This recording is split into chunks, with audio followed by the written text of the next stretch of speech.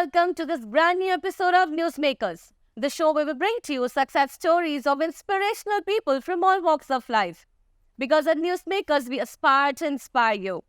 My dear friends, I'm Simran, your host for the series of Newsmakers. And today I have come up with the three important things in life which we all need to take care about. And that is our health, our mission, and our loved ones. And I would like to tell you that our dynamic guest on today's episode is definitely taking care of all this because he's a world-renowned doctor.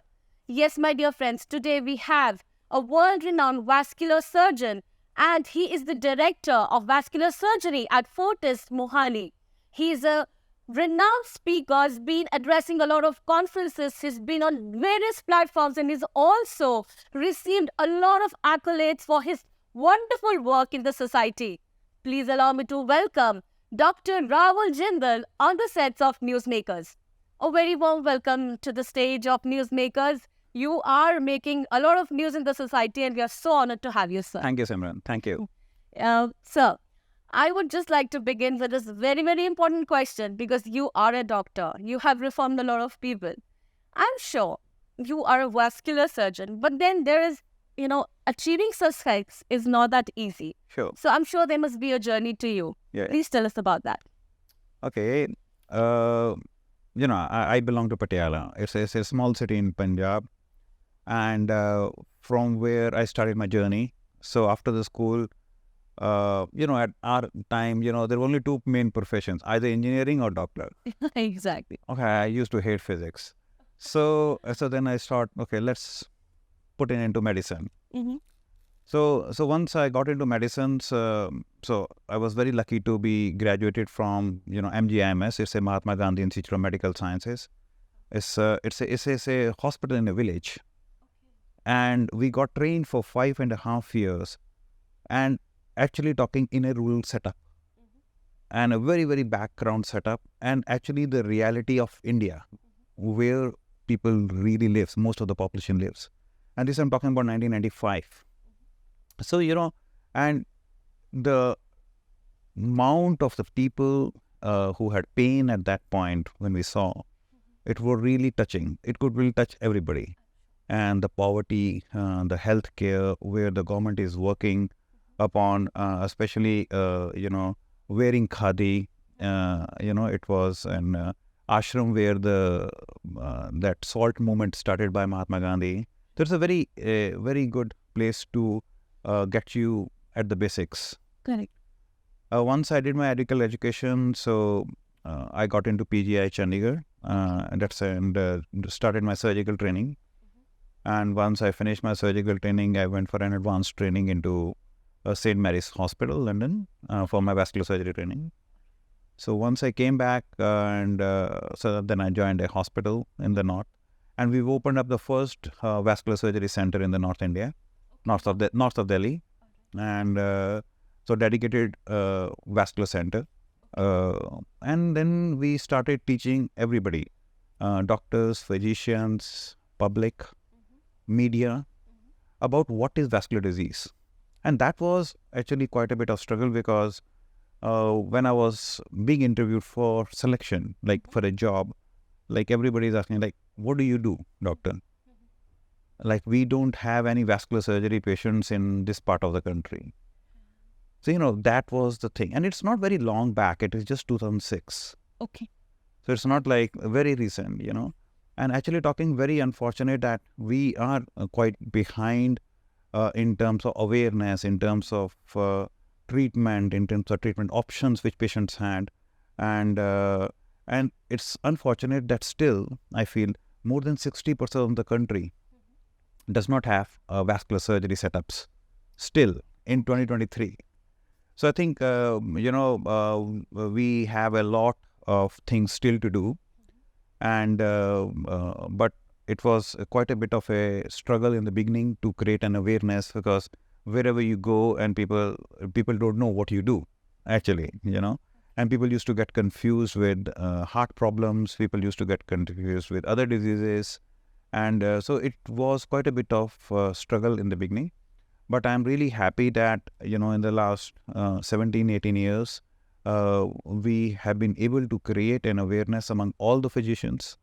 Nearly a lot of public and nearly a lot of media knows about the vascular diseases. Superb. And that is how you started from where, what made you come to this profession. And then your journey was not that easy. Like we all know that nothing comes easy in life. Success, when you have success, you have to taste failures. I'm sure you must have. But that is my another question, sir. That what is vascular surgery all about? Like, I know it's a very, very basic question, in our whole body, the whole body runs on blood vessels. So everybody has heard about heart attacks. Everybody has heard about strokes. You get paralysis, everything. So why that happens? It happens because of the blockage of the blood vessels. Similarly, you got the blood vessels running all throughout the body, like nose, eyes, limbs, liver, kidneys, legs, everywhere. So everything which is running in our body is on the basis of blood vessels. Okay? So anywhere the blood vessels blocks or they get damaged, that part will go. So if you have a damage to the blood vessels of your legs, that leg will go. So we have to amputate the leg. So it's something is so important. Okay? So vascular surgery involves basically the doctors who treat the blood vessels of the whole of the body except the heart and the brain.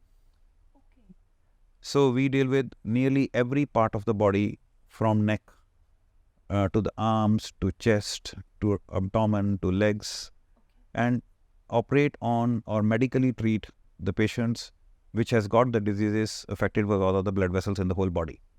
So that amounts to nearly 90% of the circulation. So 90% of the circulation of the body gets treated by us. Oh, wow. So then you mean that you are like a cardiovascular surgeon and you like a family. Yes. But then, of course, you are doing a different work while they are treating a heart. Yeah. So it's a family of group of doctors like cardiothoracic surgery, right, cardiologist, interventional radiologist, and a vascular interventionalist. So all these four people work as a team and who knows about the blood vessels of the whole body. So combined together, all these branches take care of all the blood vessels of the body. And as you know, cardiovascular death, what we broadly call it as, means the blood vessels of the whole body. That's the number one cause of death in the world. So most of the people will die because of the blockage or some sort of problem in the blood vessels of the body. Okay, so now like people who are dying right now, like we see that very sudden deaths are happening. Is it because of the blood? Yes, it's all blood vessel blockage.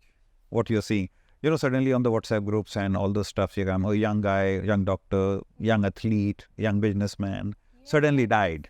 Yeah, of course. So, so that all is mainly the CVS. So it's a cardiovascular deaths which happens. Yeah, that's very shocking and it's very heartbreaking to see very, very young deaths happen. Yeah. There are multiple reasons for that and, why it happens. And but important is it's all about vascular. So that's why vascular is a very important part of everybody's life. And that's why vascular health is a very, very important topic, which I feel should be part of the curriculum in the schools from starting. Okay. And, that's my next mission, which I've been working on, is to create, I'm already creating a team. We have already created. We are creating the softwares and we're creating the presentations so that we can create a vascular health at the level of school. Superb. So my dear audience, now that you have noticed, and if I'm really sure, or maybe speculating right now, and if any kind of an education is watching this show, I would really recommend that please spread this show because Sir just now told us that he is coming up with a course for students. Now, keeping your vascular health, which is your veins, your blood vessels, healthy is very, very important. Before it reaches to your heart, it reaches to any part of the body, everything works, runs through your blood, and that is really required to take good care of. Absolutely. Yeah. So there are people, I've also heard that you are doing some kind of a laser surgery, a laser vascular surgery, which is a very different term to, understand because it's a surgery. Yeah. And through laser. Yeah. We've heard of eye laser and stuff. And I'm Absolutely. really wanting to know about that also. You see, as you know, lasers are being used in the medical field for many, many years. And ophthalmology, like the eye surgeries, they were one of the first guys to pick it up. And because it's very precise and you can be very specific what you want to burn or ablate or, what you want to do. And now lasers are there in a lot of fields, medical fields. It's there in urology for the prostates, for tumor ablations, ENTs, and gynecology. There are a lot of fields now, dermatology, plastic surgeries, a lot of medical fields. So similarly, a vascular surgery, so the function of the laser is it's a heat energy. Correct. So it can block anything. So what we do is, we use that technology. So I've been doing laser from 22 years now. So we use that energy to block the blood vessels, which are not required or which are causing you harm in some way. And one of the most common places where it is used is what we call a varicose veins. So varicose veins are basically blood vessels which take the blood from the legs to our body, heart back. So your walls gets malfunction, and then the blood stays in these veins, and these veins, they dilate and cause you what we call a varicose veins. So what we do is, without any cuts or any stitches, under local anesthesias, so we go inside these blood vessels, and with the lasers, we can block that part of the wall which is not functioning. So it's very, very, very nice technology, Very easy. and very easy, very simple, and patient can walk home immediately. So it's a very nice tool. Because I've really seen, and I really want to know that this about varicose veins problem. Is there any age to it? Because I've seen a lot of elders in the family having this. If they have those blue veins, they eruptors, they have lots of pain. So Absolutely. is it like age, because of the age? Yes. Or? So varicose veins increases when you grow up. It affects around 10% of the population normally. We don't have any data in the country. And we are just in the device through the Venous Association of India, our society, designing a protocol for calculating the data in the country. But it affects mainly around 10 to 14% of the population. And as you grow old, yes, it affects you more. Okay. And veins can cause you pain, dull aching pain, swelling, clot formations, and other issues which can happen with the varicose veins. And we use these technologies to block them. Yeah, it's a very nice method to treat these varicose veins. Superb. So all those elders who are watching right now, people you have elders in the family, because I have really noticed that most of the elders are suffering with this varicose veins, and in fact these days youngsters also, a mid-level generation also. Why? Because the sedentary lifestyle also. I think that could be one of the reasons. Yes, because it mainly happens because of genetics, but of course it's also associated with prolonged standing, prolonged sitting, overweight, if you're tall, multiple pregnancies, and of course age, if you grow old. All right, so we had never had this clue that this could be the reasons for varicose veins. So I would want, this interview is mainly to tell the world, tell the people that how little things in life can cause you vascular problems. So you have to be very, very cautious. And if you have seniors in the family, this is treatable. And that's a laser treatment which is very quick. Very quick. And you can make them happy and let them give them wings to fly. Yeah, absolutely. Yes. Perfect. This is such an amazing thing, Dr. Sam. I also know that you are on Amputation-Free India. Yeah. Now, what is this? This is a great mission that you're working for. Yes, in 2006 when I came in, that was the main job. Basically, what it means is, if you have a diabetes, if you have a blood pressure, and if you have all these risk factors of regarding the cholesterol and everything, then you get what we call it as blockage of the blood vessels in the legs. And because of the blood vessels blockage, then our feet and the people can get a gangrene, what we call a blackening of the toes and non-healing ulcers. And if you don't treat them on time, then what we call, we get an amputation. Amputation means we have to cut the limb to save the life of the patient.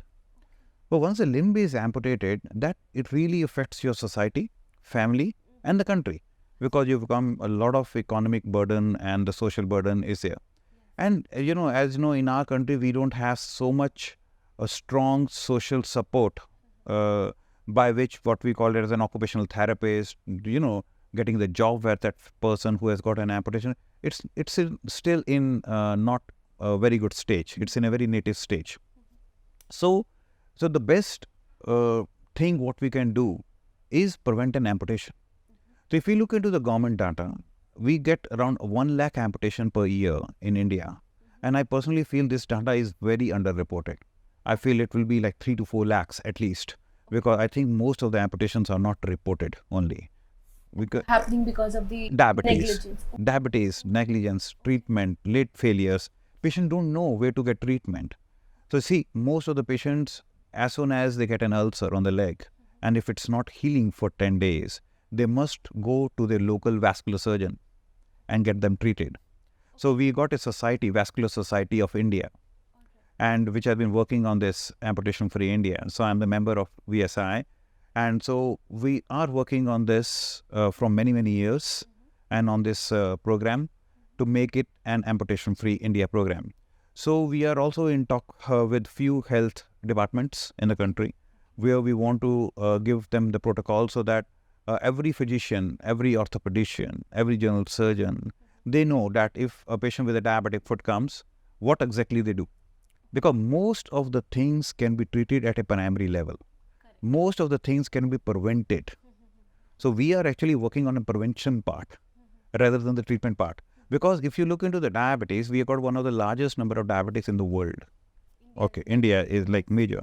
And because of our population, just because I've got a huge population, there will be huge number of people in the next 10 years who will have a diabetic foot. So we don't have enough doctors in the country to treat them really properly. Because otherwise our amputation number will keep on increasing every year. Our data collection for an amputation, that how many amputations are getting, is not robust. We don't have that things in place that every amputation in the country should be reported. So I think that's the first thing one we should talk as a government, that every hospital should be instructed that, just like a malaria used to be reported, that TB used to be reported, and like every amputation by every hospital has to be reported to the central system. So at least we have some data from the country that how many amputations are actually happening, major or minor, because of the diabetes. And then we can put in, at the same time, we should, our society's work is to put up the protocols for the government, and we give them the protocol so that it can be circulated all throughout the country into the local physicians at the RMP levels, that everybody needs to follow the same protocol like that, So we are doing a lot of social campaigns, lot of media campaigns. It's a social cause. And what we are doing is that please don't come late. We need to prevent it. And prevention is you control your diabetes, you control your blood pressure. Don't take it seriously. You should not walk barefoot in the temples when the temple, the marble is hot, because you get burns. Your proper footwear should be there, because if you wear leather shoes, in the diabetic, you get diabetic neuropathy, so you can develop a callus and an ulcer on the foot, which can lead to an amputation. Okay, so the important thing is to clean your feet every day. So, your toe in between the toes, it should not be moist. It should always be dry, because otherwise you get a fungal infection and then an infection over there. And then you should also take care of your feet, that they should not become dry because of neuropathy. Apply a moisturizing lotion on the feet. So all these small things which are preventive, we teach the people, and every diabetic patient in the country should be knowing those things, and they should follow it so that the people do not develop an ulcer.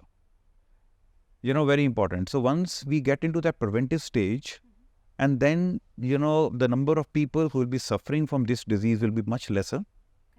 And then, our mission of Amputation for India will be successful.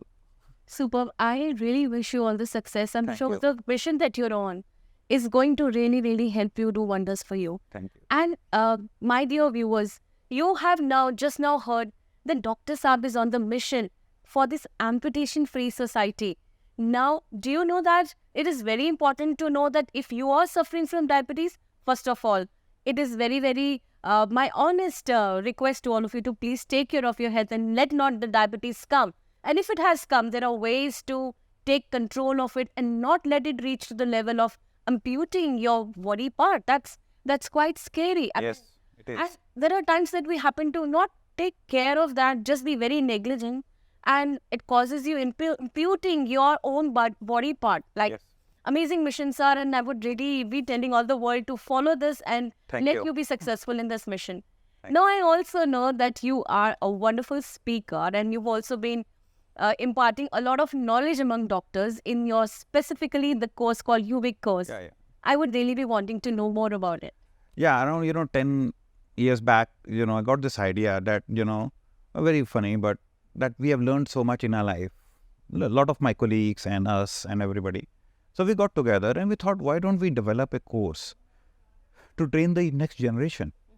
Because we took a lot of time to get trained ourselves, because there were not dedicated courses, there were no dedicated workshops to get trained. And most of us, who are senior, we had to actually go abroad to get trained. Okay.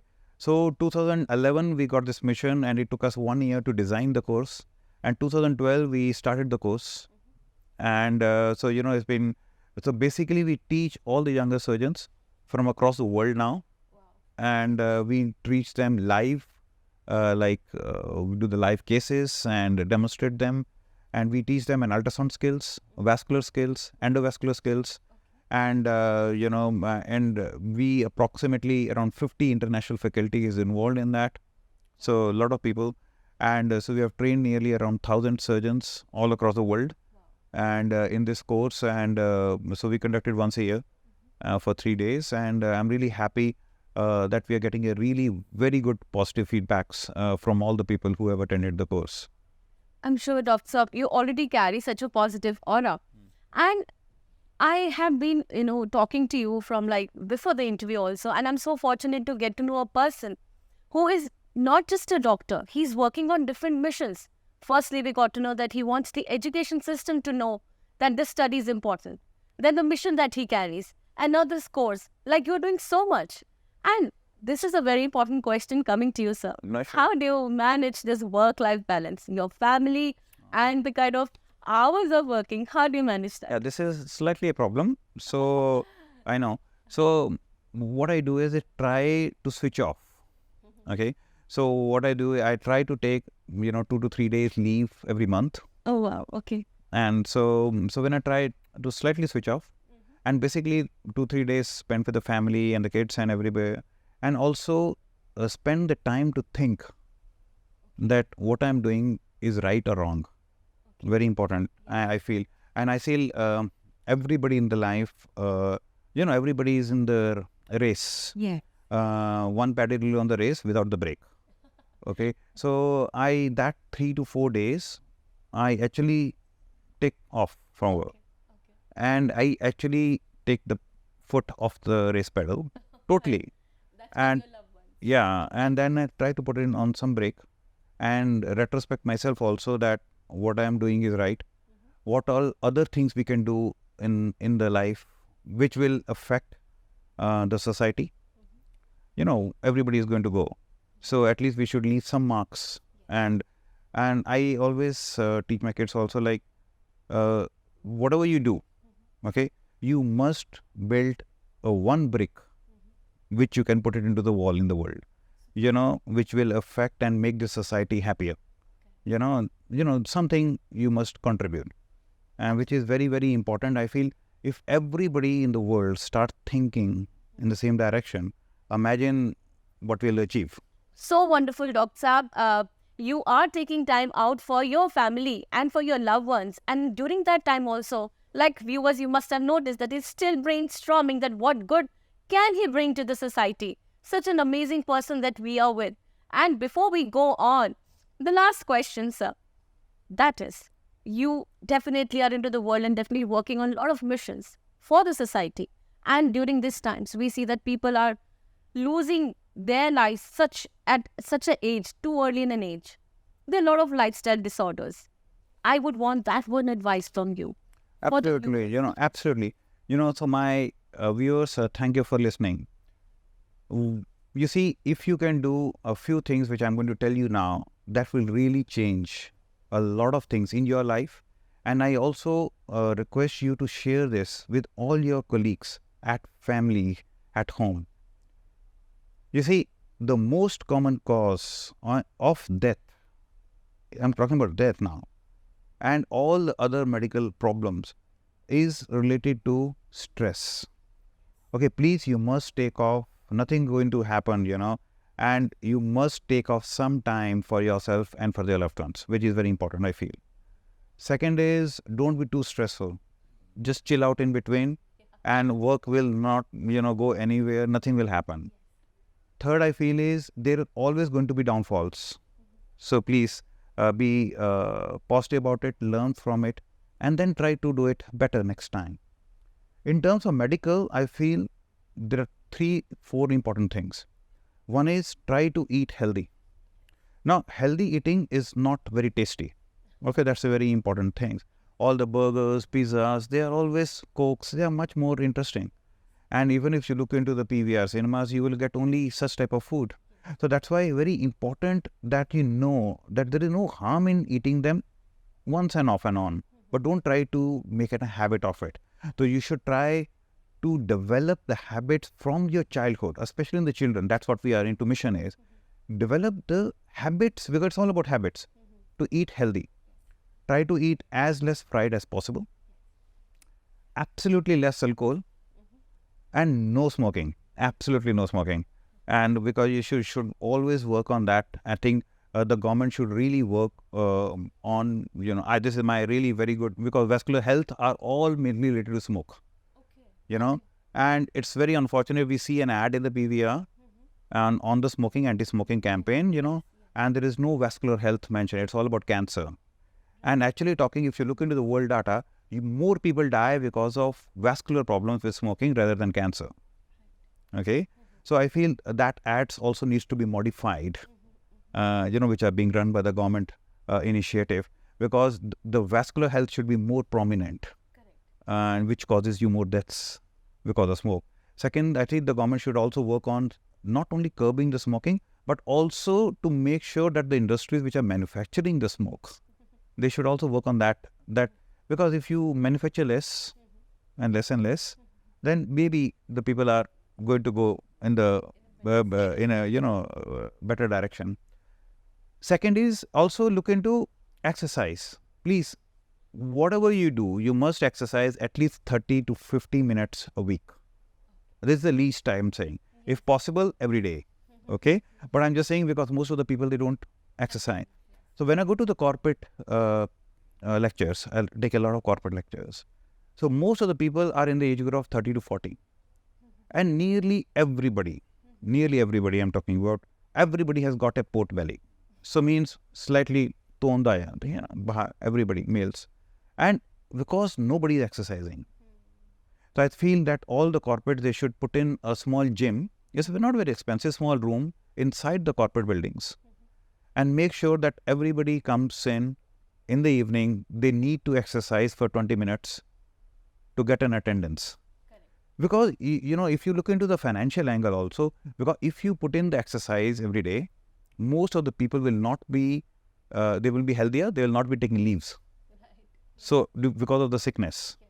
So, actually talking, you'll be less sick leaves. Yes. Companies will have more working hours, people will be, and they will be more profitable. Correct. So, small angles, I think, is very important. And the next thing is, they should be very good control if they have diabetes and blood pressure. They should really go to the doctor and get them treated very well. Okay. Small things I feel is, these things will really help. Yes, absolutely. And I'm really, really thankful for these wonderful advices. Although we all know we are living in such a time that we all know about this thing. But there is one person that we need, would just come and, hamper us that, look, what you need to do. Yes, that. absolutely. Yes. So, my dear viewers, it was an absolute advice which has come again to all of us that we need to be stress-free, we need to live a happy life, and health is where the wealth is. So, thank you so much, Dr. Saab, Thank you, for being Simran. with us. It was an honor to have such a light interview, getting to know a lot about this vascular surgery because we were unaware of it. Yeah. Thank you once again, and thank you so much, my dear viewers. How did you find this interview? Please do write to us. Our numbers are reflecting here. Our email address is reflecting here. And you think that you can be a part of this show and inspire people, then please do not hesitate.